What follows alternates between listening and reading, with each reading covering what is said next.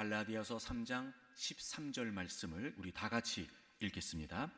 그리스도께서 우리를 위하여 저주를 받은 바 되사 율법의 저주에서 우리를 속량하셨으니 기록된 바 나무에 달린 자마다 저주 아래에 있는 자라 하였음이라. 아멘. 구약성경 신명기 21장 23절에 나무에 달린 자는 하나님께 저주를 받았습니다 라고 하는 말씀이 있습니다. 즉 나무에 매달려 죽은 죽음은 하나님의 저주를 받은 죽음이라는 거지요. 이 말씀을 너무나 잘 알고 있던 유대인들은 그래서 십자가에서 죽으신 예수님이 하나님의 저주를 받았다고 이해했습니다. 예수님께서 죽으시기 약 700여 년 전에 이사야 선지자는 이것을 이렇게 예언하지요. 우리는 생각하기를 그는 징벌을 받아 하나님께 맞으며 고난을 당한다 하였노라. 그 예언의 말씀대로 예수님이 죽으실 때 바로 유대인들은 예수님이 그런 징벌 또 저주의 죽음을 죽으셨다고 생각했습니다. 그래서 유대인들은 예수님을 메시아로 믿지 않았지요. 그렇습니다. 예수님께서는 나무에 달려 죽으셨습니다. 그렇습니다. 예수님께서는 하나님의 징벌을 받으셨지요. 그렇습니다. 예수님께서는 하나님의 저주를 받으셨습니다. 그렇다면 예수님께서 왜 그토록 치욕스럽게 돌아가셔야 했던 것일까? 그렇다면 왜 예수님께서는 그렇게 저주를 받으셔야만 했던 것일까? 오늘 성경은 바로 그 예수님의 죽음에 관해 우리에게 설명해 주고 있습니다. 다시 한번 본문을 보실까요? 그리스도께서 우리를 위하여 저주를 받은 바 되사. 맞습니다. 예수님께서는 저주를 받으신 겁니다. 그 예수님의 죽음은 저주의 죽음이 맞습니다. 그런데 성경이 분명히 기록하고 있어요. 예수님이 저주를 받으셨는데 우리를 위해 저주를 받으셨다는 거예요. 여기서 우리를 위한다라고 하는 이 말은 우리를 대신했다 이런 의미였습니다. 우리를 대신해서 예수님께서 저주를 받으셨던 거예요. 그런 걸 보면 우리가 어떤 저주 아래에 있었던 거죠. 그래서 예수님께서 우리가 받고 있었던 그 저주를 대신 받으셨던 거예요. 그 저주가 뭐였지요? 율법의 저주였습니다. 율법의 저주가 무슨 의미이지요? 자, 10절을 보시면 무릇 율법 행위에 속한 자들은 저주 아래에 있다. 그러니까 율법에 속한 자들은 다 저주 아래에 있어요. 그러니까 우리 모든 인간은 다 저주 아래에 있다는 거겠죠. 기록된 바 그리고 신명기 27장의 말씀을 인용합니다. 누구든지 율법책에 기록된 대로 모든 일을 항상 행하지 않으면 저주 아래에 있다는 거예요. 이러고 우리 모든 인간이 율법의 저주 아래에 있다는 게 무슨 의미예요? 어떤 누구도 율법을 항상 모든 것을 행할 수는 없기 때문에 그런 거예요. 그러니까 결국 모든 인간은 율법 앞에 서면 그 율법의 저주 아래에 있게 된다는 거예요. 우리가 그런 처지에 있었던 거죠. 근데 예수님께서 우리를 대신해서 저주를 받아주셨어요. 그리고 우리에게 어떤 결과가 주어졌어요? 다시 13절 속량됐어요. 속량. 이 속량이라고 하는 말은 여러분 우리가 잘 기억해야 되는데요. 그냥 건져준 게 아니에요.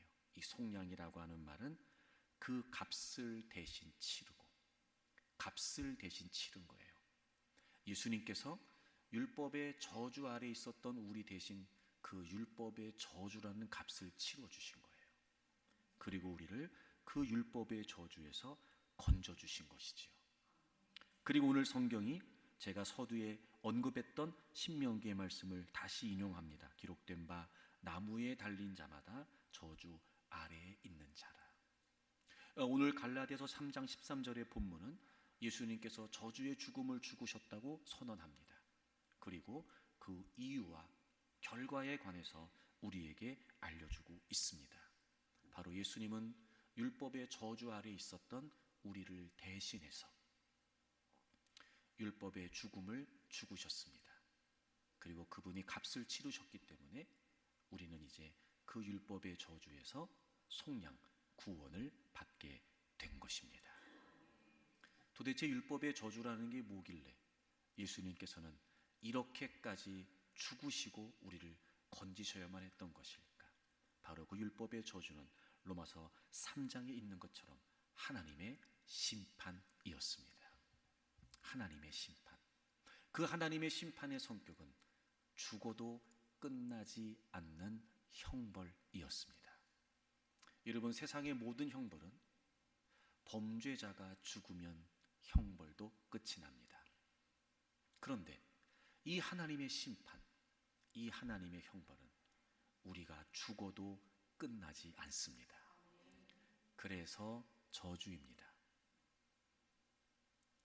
바로 그 하나님의 심판, 죽어도 끝나지 않는 영원한 저주 아래 있었던 우리를 긍휼히 여기셨기 때문에, 그런 우리를 불쌍히 여기시고 그런 우리를 사랑하셨기 때문에 예수님께서 대신 값을 치르시고 우리를 그 하나님의 심판에서 건져 주신 것입니다. 사랑하는 교우 여러분, 이 죽어도 끝나지 않는 영원한 저주에서 우리를 건져 주신 주님의 은혜를 날마다 감사하고 날마다 찬양하는 우리 모두가 되기를 바랍니다.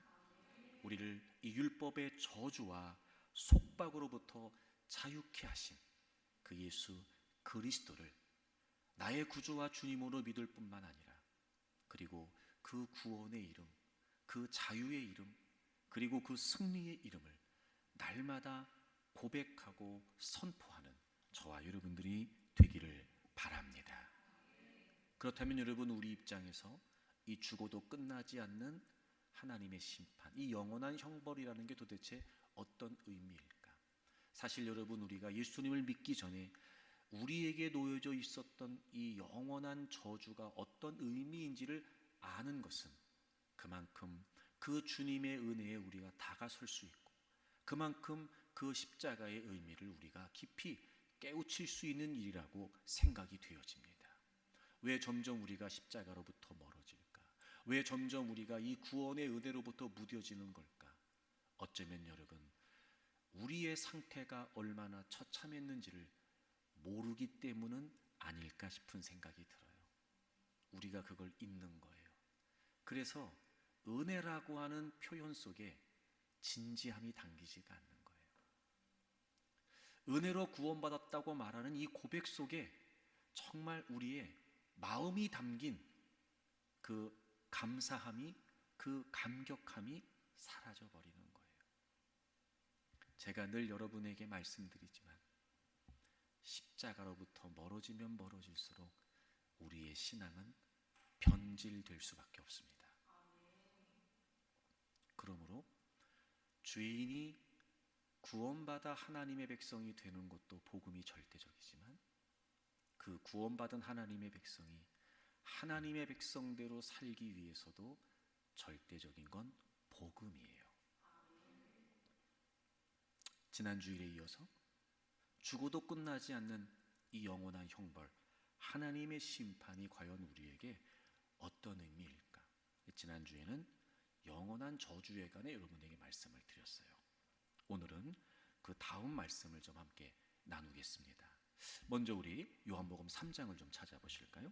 요한복음 3장에 보시면 니고데모라는 유대인의 관원이 예수님을 찾아오게 되고, 그 니고데모에게 예수님이 이런 말씀을 하세요. 3절 예수님께서 니고데모에게 뭐라고 말씀하시냐면, 진실로 진실로. 여러분, 진실로 진실로가 반복되는 걸 보면 이거 진짜 중요한 말씀인 거예요. 예수님께서 지금 강조하고 계신다는 거죠. 진실로 진실로 네게 이르노니 사람이 거듭나지 아니하면 하나님의 나라를 볼 수 없다, 이렇게 말씀하세요. 사람이 거듭나지 않으면 하나님 나라를 볼 수 없다, 즉 거듭나야 된다, 이렇게 말씀을 하세요. 그랬더니 니고데모가 4절에 이렇게 답을 해요. 니고데모가 이르되 사람이 늙으면 어떻게 날 수 있습니까? 두 번째 모태에 들어갔다가 날 수 있사옵니까? 라고 다시 예수님께 질문을 해요. 그러니까 이런 거죠. 예수님께서는 너희들 거듭나야 돼 라고 말씀하시는데, 지금 니고데모는 그걸 어떻게 이해했냐면, 우리가 육으로 태어났고 또다시 태어나야 된다고 생각을 한 거예요. 이를테면 엄마 뱃속에서 다시 태어난다라고 생각을 했던 거예요. 그도 그럴 것이 주님께서 거듭난다라고 말씀하실 때 사용하셨던 이 난다라고 하는 단어가 실제로 그런 우리의 출생을 의미하는 단어예요. 부모로부터 태어난다, 낳는다 이 단어거든요. 그러니까 니고데모는 낳는다라고 하는 단어를 들었으니까 그러면 내가 엄마 뱃속에서 다시 태어나야 된다는 걸까? 이렇게 이제 생각을 했던 거죠. 근데 그건 불가능한 일이잖아요. 그래서 니고데모가 예수님께 여쭙던 거예요. 그때 예수님께서 그것에 관해 이렇게 말씀하세요. 5절 예수님이 말씀하시죠. 진실로 진실로. 또 나왔어요. 진실로 진실로. 그러니까 우리식으로 표현하면 야, 너 잘 들어. 진짜야. 참말이야. 이게 중요한 얘기야. 이렇게 말씀하시는 거예요. 내게 이르노니 사람이 물과 성령으로 나지 아니하면. 역시 이 단어도 난다는 말이에요. 근데 예수님은 뭐라고 표현하세요? 물과 성령으로 나지 않으면 하나님 나라에 들어갈 수 없대요. 그러니까 사실 앞에서 주님이 말씀하시는 말은 낳는다는 말이긴 한데 사실 주님 뭐라고 말씀하셨냐면 거듭난다 이렇게 말씀하셨거든요. 여러분 이 거듭난다는 말은 이 거듭이라고 하는 우리는 거듭이라고 표현되어 있는데 원문은 뭐냐면요. 위로부터 난다 이 말이에요. 위로부터 난다 이런 뜻이에요. 그래서 그게 무슨 의미인지를 주님이 설명해 주시는 거예요. 물과 성령으로. 여러분 잘 아시겠지만 물은 뭐예요? 침례를 말해요. 성령은 뭐예요? 성령님을 말해요. 다시 말하면 예수 그리스도를 나의 구주와 주님으로 믿게 하시는 그 성령님의 역사 속에 내가 이제 주님을 믿게 되고 그럼 우리는 나의 믿음을 공적으로 고백하는 표현이 있죠. 바로 세례나 침례를 받아요. 거듭난다, 즉 위로부터 난다, 다시 태어난다 이 말은 물과 성령으로 즉 우리가 예수님을 나의 구주와 주님으로 믿는 걸 의미해요. 이게 우리가 알고 있는 일반적인 의미잖아요. 근데 주님이 한마디를 덧붙이세요. 자, 6절을 보세요. 우리 6절 다 같이 읽겠습니다. 시작. 육으로 난 것은 육이요 영으로 난 것은 영이니 아멘. 그러면서 그 성격을 주님이 설명해 주세요. 왜 위로부터 다시 태어나야 되는 거지? 왜 물과 성령으로 다시 태어나야 되는 거야? 라고 그 성격을 설명하세요. 자, 육으로 난 것은 육이다. 이건 뭐냐면 자연적 생명이에요. 니고데모가 이해하고 있었던 거. 엄마 뱃속에서 태어나는 거 육으로 난 것은 육이라는. 근데 주님이 두 번째 뭐라고 말씀하세요? 영으로 난 것은 영이다. 여기서의 영으로 난다는 건 바로 영적인 생명을 말해요. 자 보세요. 주님이 두 번 태어나야 된다라고 말씀하셨어요. 근데 그 두 번째 출생은 위로부터의 출생이에요. 그리고 그 두 번째 출생은 뭐예요? 영적으로 낳는 거예요. 자 그럼 보세요. 우린 태어났는데 우린 육적인 생명을 가지고 있는데 영적인 생명은 죽어 있었던 거예요. 영은 죽어 있었던 거예요. 살아있어요. 이건 육적인 생명일 뿐이에요. 살아있는데 살아있지 않아요. 영이 죽어 있어요. 그래서 예수님께서 너 살아있잖아. 근데 그거 가지고 안 돼. 그래서 위로부터 다시 태어나야 된다. 물과 성령님으로 다시 태어나야 돼. 너 지금 영은 죽어 있어. 영적인 생명이 다시 너에게 주어져야 돼. 이 말씀하시는 거예요. 그런 걸 보면 우리 모든 인간은 육적인 생명을 가지고 태어나요. 근데 사실 영적인 생명은 죽어 있어요. 두 번째, 우리에게 주어진 하나님의 심판, 바로 이 영이 죽어 있는 영적인 저주예요. 창세기 1장 2장에 하나님께서 우리 인간을 만드신 기사를 설명해 주고 계시죠. 2장에 보면 좀 더 구체적으로 기록이 되어 있어요. 하나님께서 흙으로 우리 인간을 만드셨대요. 그리고 하나님의 생기를 우리 코에 불어넣어 주셨다는 거예요. 거기서 생기는 호흡이라고 하는 뜻이에요. 그래서 우리가 생명, 살아있는 존재가 됐어요. 그러니까 원래 우리는 생명이 없었어요. 영이 없었다고요. 근데 하나님이 흙으로 우리를 만드시고 하나님의 생기를, 하나님의 호흡을 불어넣어 주셔서 우리가 영적인 존재가 되게 하셨죠. 이 내용을 창세기 1장에서는 하나님이 이렇게 설명하시잖아요. 다른 모든 피조물들은 각기 종류대로 만드셨는데 유독 인간만큼은 하나님의 형상대로 지으셨어요. 그래서 우리는 영적인 존재, 살아있는 존재가 됐어요. 근데 인간이 죄를 짓고 타락을 하죠. 그리고 그 하나님의 형상이 깨어져요. 그리고 어떻게 됐냐면 하나님과의 관계가 분리돼 버립니다. 단절돼 버렸어요. 이걸 에베소서 2장에서 죽었다고 설명하고 4장에서는 하나님의 생명에서 떠났다고 설명을 해요. 하나님의 생명에서 떠났다는 게 무슨 의미냐면요, 하나님으로부터 소외됐다는 말이에요. 즉 하나님과 분리됐다는 말이에요. 여러분은 우리 인간이 죄를 짓고 우리에게 주어진 율법의 저주, 하나님의 심판이 뭔지 아세요? 이 영이 죽은, 하나님과 분리돼 버린 영적인 저주를 의미합니다. 우리 모든 인간은 우리의 죄 때문에 이 하나님의 심판, 영적인 저주 아래서 태어나고 살게 됩니다. 영이 죽은 채로 태어나요. 여러분, 영이 죽었다는 게 왜 하나님과 분리겠어요? 하나님은 영이시잖아요. 하나님은 육으로 만나는 거 아니에요. 이런 거예요. 정말 하나님을 인격적으로 만나고 경험하면 육을 가지고 있는 우리 인간이 감정, 감각에 변화가 있을 수는 있죠. 하지만 하나님은 감정으로 만나는 거 아니에요. 하나님은 영이시기 때문에 오직 영으로만 만날 수 있죠. 근데 우린 영이 죽은 채로 태어났어요. 그럼 하나님을 알 수 있겠어요, 없겠어요? 하나님을 만날 수 있겠어요, 없겠어요? 불가능하죠. 그래서 이게 저주예요. 그래서 이게 심판이에요. 근데 우리가 그렇게 태어났단 말이에요. 육을 가지고 살아요. 그래서 살아있는 줄 알았어요. 근데 우리 영은 죽어 있죠. 이런 거예요. 영이 죽은 채로 태어났기 때문에 태어나면서부터 영이 죽었는지를 몰라요. 그리고 이렇게 하나님과 분리된 줄도 모르고 사는 거죠. 그리고 사실 여러분, 이 영적인 저주가 결국 어떻게 되겠어요? 지난주에 말씀드렸던 영원한 저주가 되겠죠.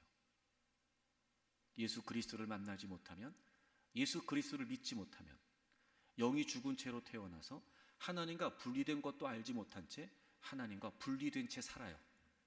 그리고 그냥 죽으면 어떻게 돼요?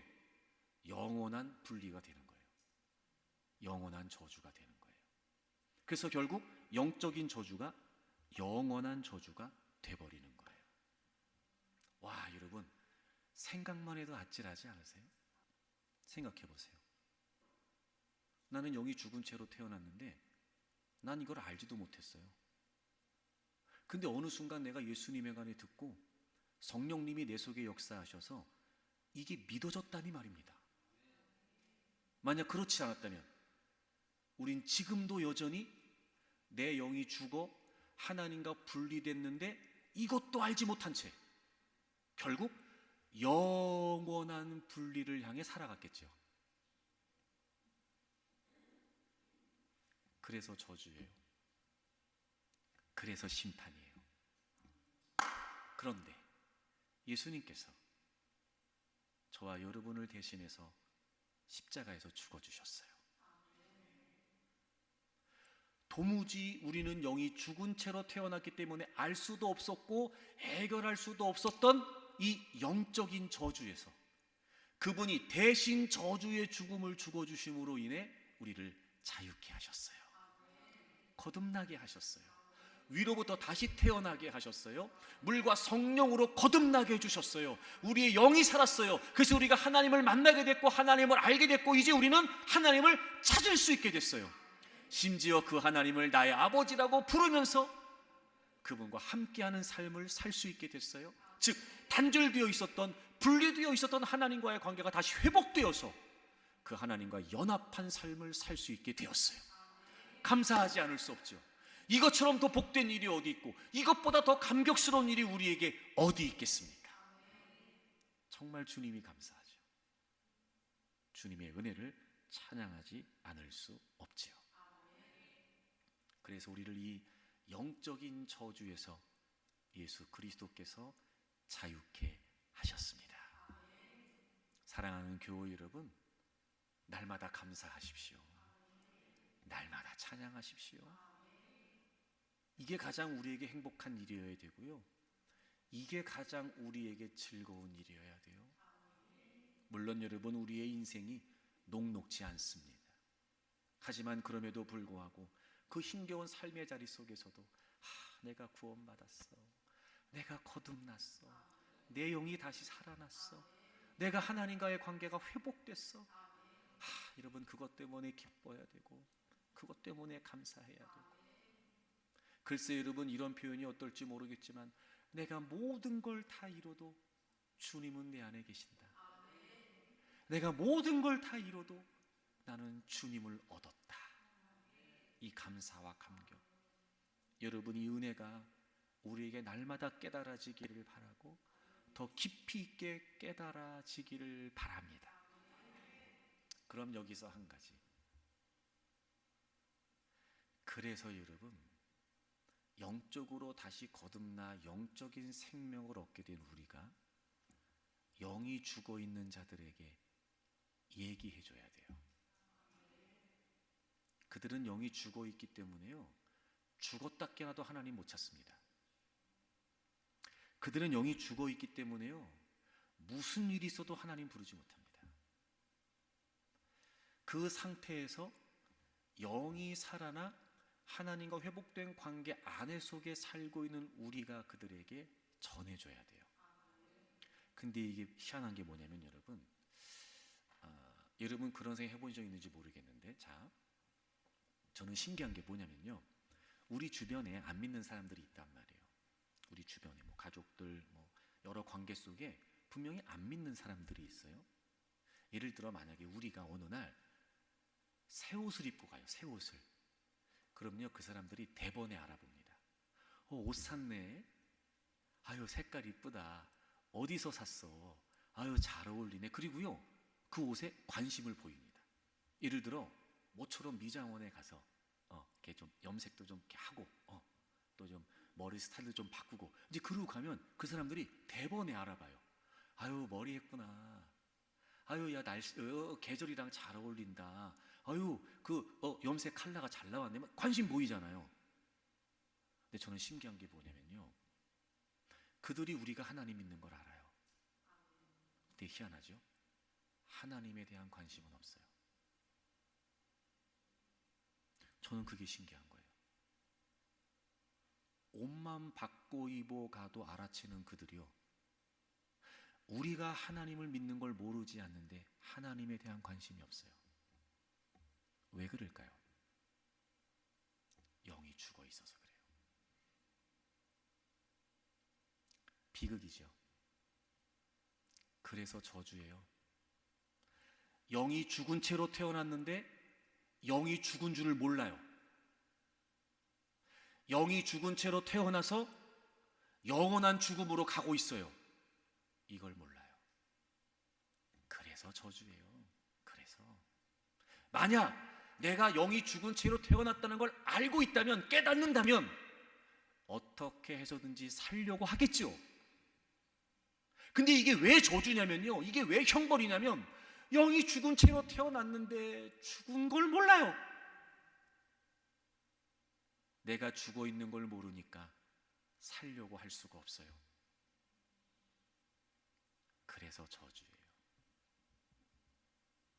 그러니까 여러분, 우리는 야, 나는 구원받았다, 나는 거듭났다, 와 감사해, 이러고 끝나면 안 되고 어떻게 해야 돼요?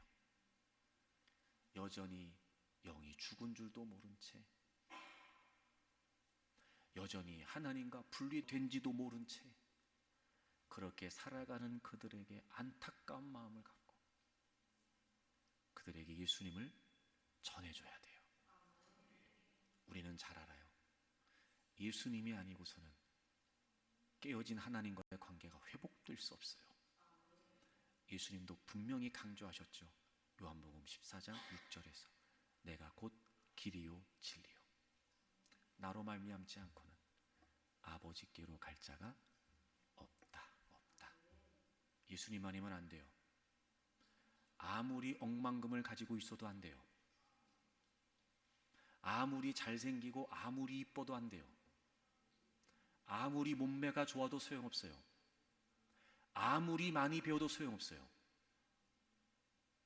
아무리 높은 자리에 있어도 소용없어요. 예수 그리스도가 아니면 영이 살지 못해요. 예수 그리스도가 아니면 하나님과의 관계가 회복될 수 없어요.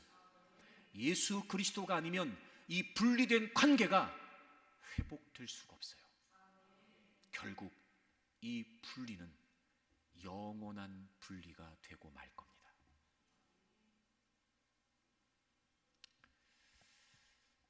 저는 우리는 믿으니까, 예수님 믿으니까, 우리는 거듭났고 우리는 영적인 생명이 회복된 사람들이니까 저는 그래요.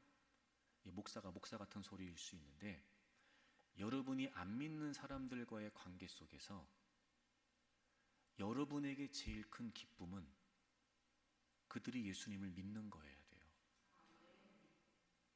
살아야 되니까 같이 좋은 데 갈 수 있고, 살다 보면 이런저런 이유로 즐거운 일도 있을 수 있잖아요. 그래서 우리는 즐겁다고 말하죠. 하지만 우리는 솔직히 울고 있어야 돼요. 그들과 함께 영적인 생명의 기쁨을 나눌 수 없다는 것, 그들과 함께 회복된 하나님과의 관계를 누리고 사는 것에 관해 나눌 수 없다는 것, 이거 슬퍼해야죠. 그냥 그럭저럭 분위기 좋게 살면 되는 거예요? 그런 관계 속에서 서로 싫은 소리 하지 않고 웃으면서 지내면 되는 거예요? 여러분, 그게 행복입니까? 그게 기쁨이에요? 톡 까놓고 그게 은혜입니까? 천만에요. 그들은 모르니까 우리는 알잖아요. 근데 우리가 그렇게 생각한다면 이것처럼 절망스러운 일이 없죠. 좋아도 우린 좋을 수가 없어요. 울어야 돼요. 아무리 기쁨이 있어도 우리는 기뻐할 수가 없어요. 울어야 돼요. 왜요? 영이 죽어 있는데, 영이 태어나지를 못하는데 아무리 세상 것을 가지고 기뻐하고 즐거움 부하겠습니까? 이 영적인 저주가 영원한 저주가 될 텐데, 우린 아니까 그럴 수 없단 말이에요. 우린 아니까. 저는 우리가 그랬으면 좋겠어요. 그랬으면. 사랑하는 교회 여러분, 이 영적인 저주에서 우리를 해방시켜 주신 그 주님의 은혜를 정말 우리가 안다면, 우리 주변에 있는, 글쎄 이런 표현이 어떨지 모르겠지만, 영이 살아난 우리 주변에 있는, 그러나 여전히 영이 죽어 있는 그들에게 예수님을 전하세요. 그래서 함께 그분을 찬양하고, 함께 그분을 예배하고, 함께 그분의 은혜를 나누고, 여러분, 이걸 가장 복으로 여길 수 있기를 바랍니다. 하나 더 말씀드릴게요. 영원한 저주, 그리고 영적인 저주. 또 하나, 이 율법의 저주 중에 마지막 하나가 뭐가 있냐면요, 육적인 저주가 있어요. 여러분, 우리 인간은 태어나면 모두가 다 예외 없이 죽습니다. 여러분, 우리가 육으로 태어나서 이 육이 죽는 거, 이거 자연스러운 게 아닙니다. 하나님께서 우리 인간을 만드시고 모든 걸 다 누리라고 우리에게 허락해 주셨어요. 그때 하나님께서 딱 하나를 금지하시지요. 그건 바로 선악을 알게 하는 나무 열매였어요. 그런데 그 에덴 동산에는 선악을 알게 하는 나무만 있었던 게 아니었어요. 창세기 2장 9절, 여호와 하나님이 그 땅에서 보기에 아름답고 먹기에 좋은 나무가 나게 하시니 동산 가운데에는요 생명나무가 있었어요. 먹으면 영원히 죽지 않는 생명나무가 있었어요. 그리고 뭐가 있었어요? 선악을 알게 하는 나무도 있었어요. 그러니까 동산 중앙에 생명나무가 있었고 선악을 알게 하는 나무가 있었어요. 근데 하나님께서 금지하시잖아요. 16절 여호와 하나님이 그 사람에게 명하여 이르시되 동산 각종 나무 열매는 네가 임의로 먹어라. 자, 다 네 맘대로 먹어. 다 네 맘대로 먹어. 그리고 하나님께서 17절 선악을 알게 하는 나무 열매는 먹지 말라. 네가 먹는 날에는 반드시 죽으리라. 이렇게 말씀하세요.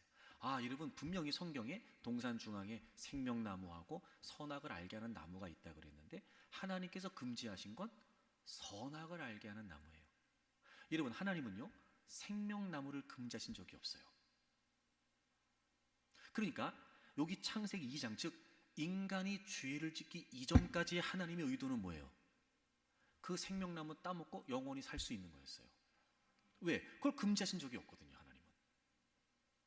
근데 동산 중앙에 있는 하나님이 금지하신 선악을 알게 하는 나무 열매를 인간이 따먹고 죄를 짓고 타락하게 되죠.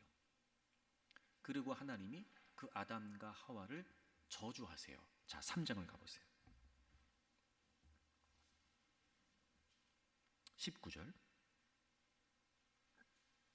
3장 19절 네가 흙으로 돌아갈 때까지 얼굴에 땀을 흘려야 먹을 것을 먹으리니 네가 그것에서 취함을 입었습니다. 아, 창세기 2장에 하나님이 흙으로를 지으셨잖아요.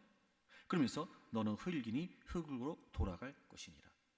여러분, 창세기 2장까지 하나님 이런 말씀하신 적이 없어요. 근데 죄를 짓고 난 다음에 너 흙으로 만들었어. 너 흙으로 만들었잖아. 자, 너 이제 흙으로 돌아가.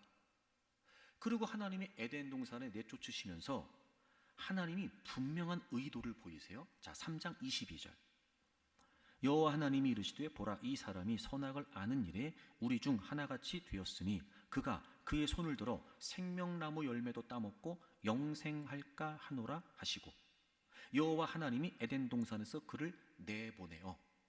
아, 분명히 창세기 2장까지는 생명나무를 금지하신 적이 없었어요.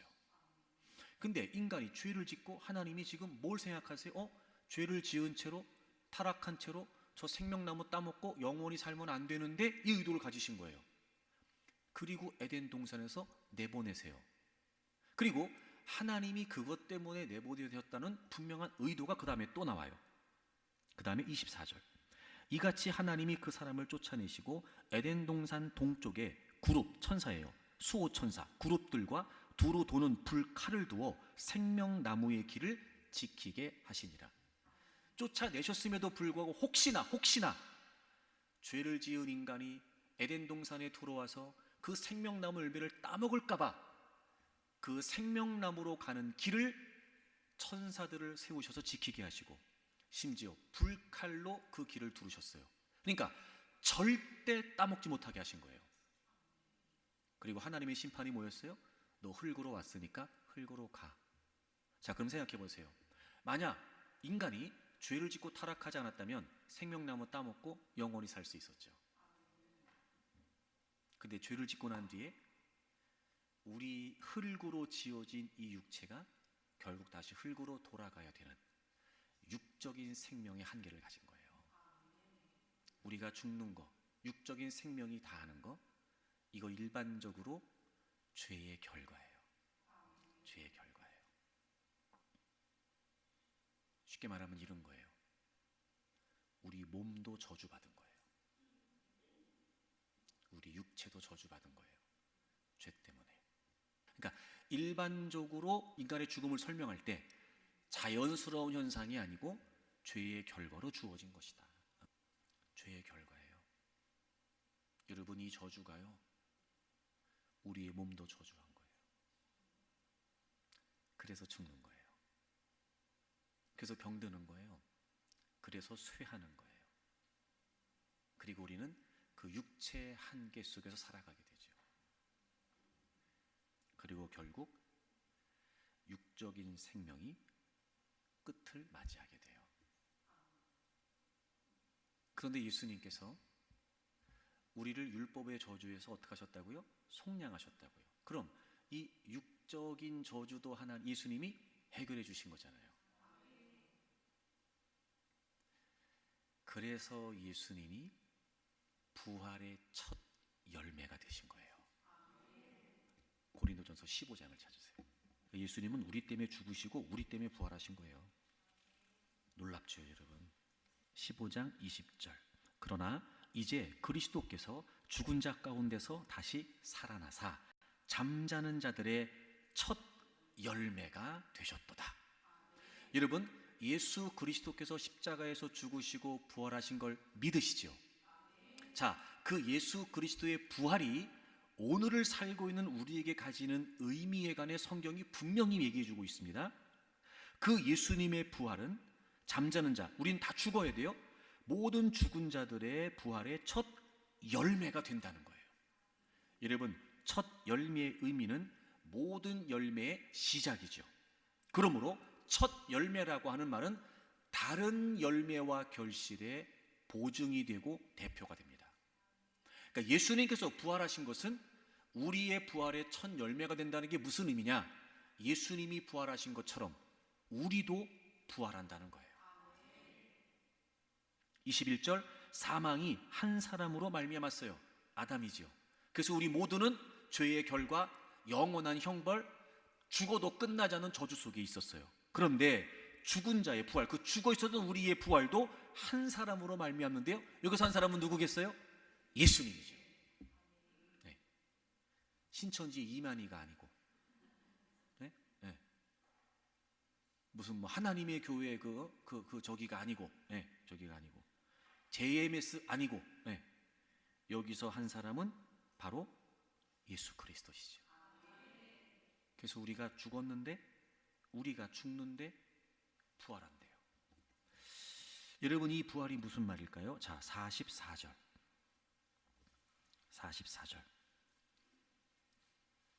육의 몸으로 심고, 이게 죽는다는 말이죠. 육적인 한계가 있잖아요. 흙으로 온 우리 몸이 흙으로 가는 거예요. 이게 율법의 저주잖아요. 하나님의 심판. 근데 신령한 몸으로 다시 어떻게 된대요? 살아난대요. 그러면서 육의 몸이 있는 것처럼 영의 몸도 있대요. 여러분, 이게 우리의 개념으로 이해가 안 되는 개념이고요. 제가 보기엔 이건 설명하면 설명할수록 이단이에요. 근데 분명한 건 뭐냐면, 이 육의 몸이 있는 것처럼 우리가 다시 부활하는데요, 어떻게 해요? 신령한 몸으로 다시 살아난대요. 영어 성경 보니까 spiritual body, 이 body라고 하는 말이 써 있어요. 그러니까 몸은 몸이에요. 근데 이 몸이 아닌 거죠. 근데 몸은 몸이라는 거죠. 이게 참 설명하기가 어렵고, 하여튼, 예, 너무 좋은 건데 어떻게 설명이 안 되네요. 하여튼, 예. 바디. 근데 스피리추얼 바디예요. 그래서 그냥 성경 있는 그대로 우리가 믿을 수밖에 없잖아요. 육의 몸이 있는 것처럼 신령한 몸이 있다는 거예요. 여러분, 우리 몸으로 부활합니다. 영으로만 부활하는 거 아니에요. 몸으로 부활해요. 근데 신령한 몸이래요. 우리가 또 한 가지 이해할 수 있는 게, 자, 49절 다 같이 읽으실까요? 우리 49절 다 같이 읽겠습니다. 시작. 우리가 흙에 속한 자의 형상을 입은 것 같이 또한 하늘에 속한 이의 형상을 입으리라. 아멘. 흙에 속한 이의 형상을 입었다. 여기서 흙에 속한 자는 누구겠어요? 그러면 아담이죠. 아담. 흙으로 지으셨고 죄를 지음으로 말미암아 그 몸이 저주를 받아서 흙으로 왔으니까 흙으로 가라. 아담이에요. 그러면 하늘에 속한 이의 형상을 입으리라. 여기서 하늘에 속한 이는 누구겠어요? 그렇죠, 예수님이세요. 이야, 여러분, 놀랍지 않습니까? 우리가 이 몸을 가지고 살다가 죽어요, 언젠가는. 근데요, 주님 다시 재림하시면 우리가 부활하는데 주님 같은 신령한 몸으로 부활한대요. 그래서 여러분, 주님이 재림하시고 우리가 부활하면 지금 우리가 서로 마주보고 서로가 서로를 보는 것처럼 예수님을 보게 된다는 거예요. 알게 된다는 거예요. 여러분, 우리가요 신령한 몸으로 부활한답니다. 그리고 그 주님하고 영원히 함께 사는 거예요. 이야, 여러분, 이 분명한 율법의 저주, 이 육적인 저주에서 예수 그리스도께서 우리의 저주의 죗값을 다 치루어 주심으로 말미암아 우리가 이 몸으로는 죽지만 예수님의 부활이 첫 열매가 되고 우리의 부활의 보증이 되셨다는 거예요. 저도 여러분도 언젠가는 죽겠죠. 하지만 그래서 우리가 끝나지 않아요. 주님 다시 오시면 우린 신령한 몸으로 부활합니다. 그러니까 여러분, 사실 우리가 이 땅에 살면서 제일 두려운 건 죽음이거든요. 히브리서 2장에 있는 것처럼. 그래서 원수 마귀는요, 그 죽음을 가지고 우리를 종로로 타게 하려고 도전해요. 여러분이 죽음이 왜 우리에게 두려움인지 아세요? 역시 분리거든요. 이별이란 말이에요. 그게 우리 두려운 거예요. 원수 마귀가 그걸 잘 알아요. 근데 예수님께서 우리와 똑같이 혈과 육을 입고 이 땅에 오셨어요. 이유가 뭔지 아세요? 죽음으로 죽음의 권세를 잡은 자를 멸하신다 그랬어요. 여러분, 예수님이 왜 그토록 처참한 죽음을 죽으셨는지 아세요?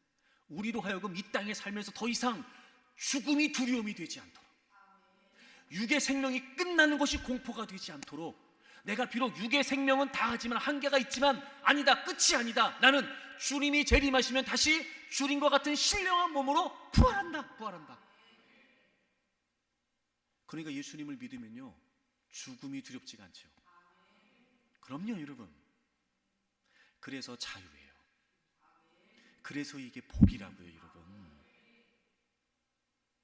주님을 알지 못한 채 여전히 이 육적인 저주 속에서 전전긍긍하며 살아가는 인간들, 얼마나 불쌍합니까? 얼마나 안타깝습니까? 근데 우린 알아요. 신령한 몸으로 부활하거든요. 미련이 없죠 여러분. 여기에 그렇게로 몽벨 거 없죠 여러분. 이 땅에 사는 동안은 주님이 생명을 허락하시는 한 주님이 원하시는 일을 위해 살다 가면 그뿐, 그 이상도 그 이하도 아닌 거예요. 그리고 진짜 우리의 소망은 뭐예요? 주님 다시 오시고 이 몸이 아닌 여러분의 이해를 돕기 위해 내가 그리 썩 좋아하지 않는 이 몸이 아닌, 나도 어떨 때는 싫어하는 이 몸이 아닌, 그건 내가 관리를 잘 못해서 그런 거고, 그 몸이 아닌, 더 이상 흙으로 돌아가야 되는 저주받은 몸이 아닌 주님과 같은 신령한 몸으로 부활한다는 거예요. 사랑하는 교우 여러분, 이 육적인 저주에서 우리를 구원해 주신 주님의 은혜, 날마다 감사하고 날마다 찬양하십시오.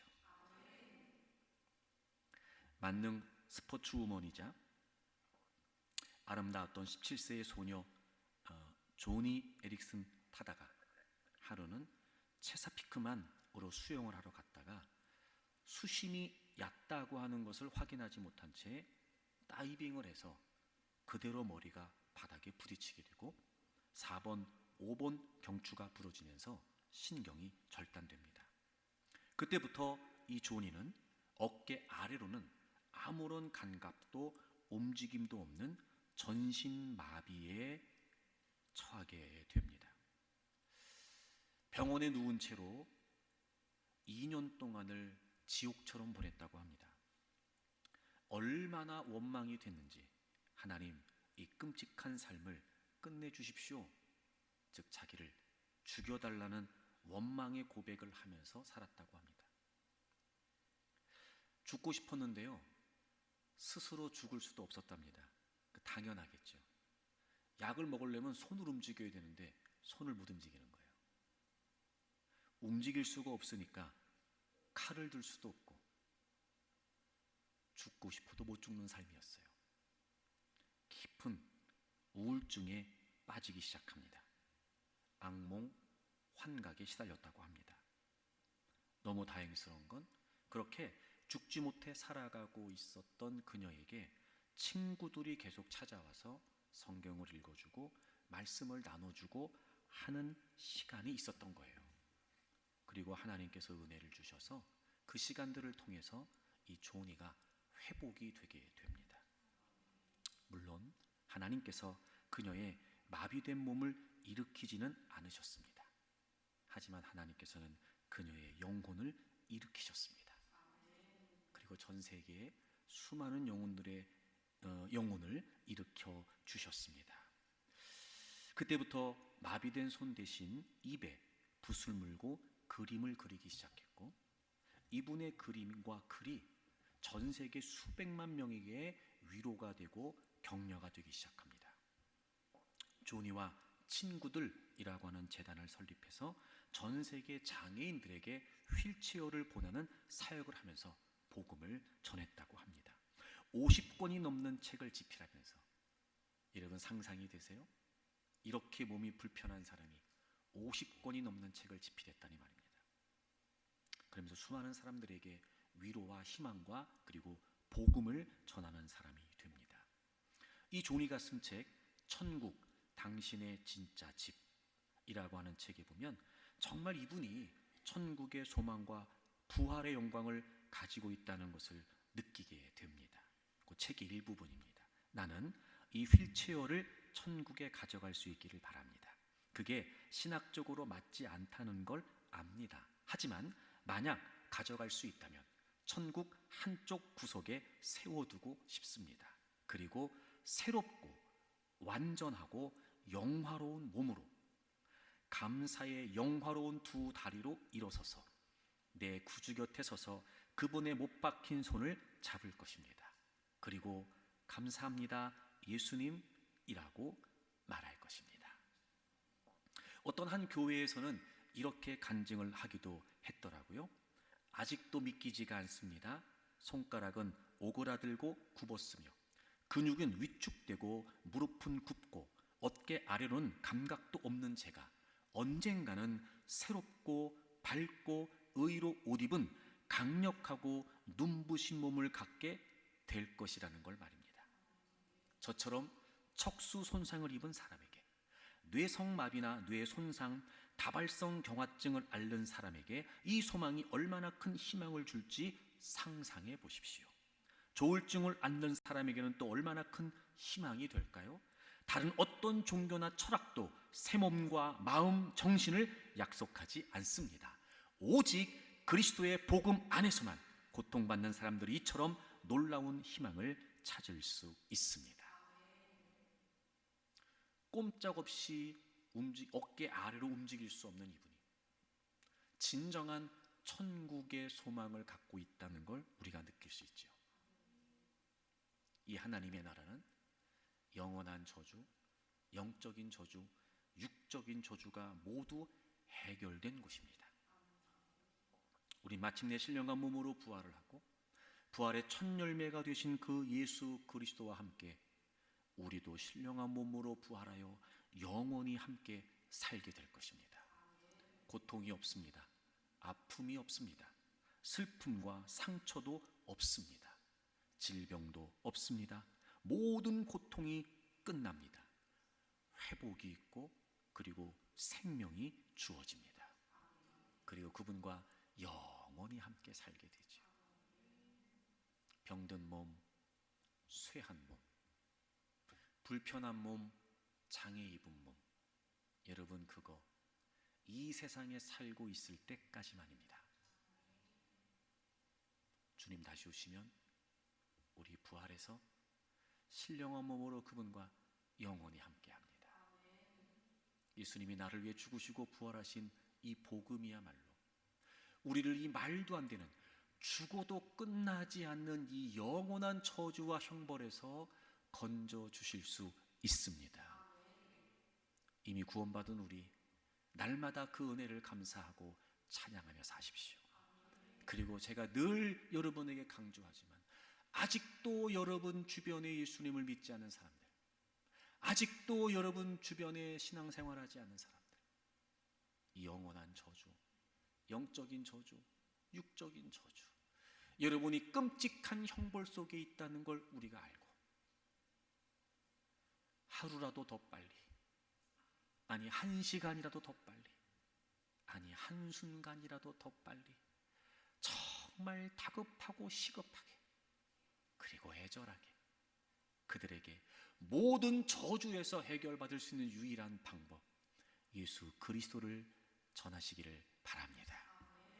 우리 모두 주님의 부활을 소망하면서 나도 부활할 수 있다는 희망을 갖고 이 땅에서 주님을 위해 충성하는 자들이 되기를 바라고 신령한 몸으로 부활해서 영원히 그분과 함께할 그 나라를 늘 기대하며 살아가는 저와 여러분들이 되기를 바랍니다.